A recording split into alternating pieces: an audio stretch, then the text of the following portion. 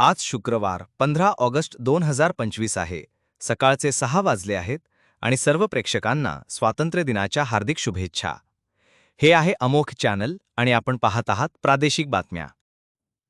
राष्ट्रपती द्रौपदी मुर्मू यांनी देशाला दिलेल्या संबोधनात सांगितले की ऑपरेशन सिंदूर हे मानवतेच्या दहशतवादाविरुद्धच्या लढ्याचे प्रतीक म्हणून कायम स्मरणात राहील. आता पुढील बातमी.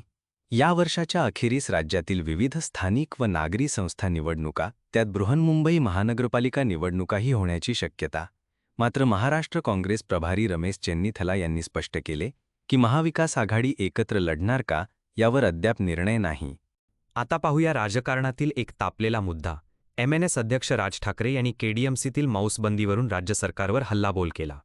कार्यकर्त्यांना विक्री सुरू ठेवण्याचे आवाहन करत 2 समुदायांमध्ये फूट पाडण्याचा प्रयत्न चालू असल्याचा आरोप. स्वातंत्र्य दिनाच्या पार्श्वभूमीवर कल्याणमध्ये पोलीस बंदोबस्त वाढवण्यात आला आहे. आता मुंबईच्या विकासाकडे. मुख्यमंत्री देवेंद्र फडणवीस यांनी 4 महत्त्वाचे प्रकल्प उद्घाटन केले. Metro simulator training centre, Santacruz Chembur link road विस्तारित कॉरिडॉर, मेट्रो स्टाफ रेसिडेन्स आणि कालानगर सब फ्लायओव्हर.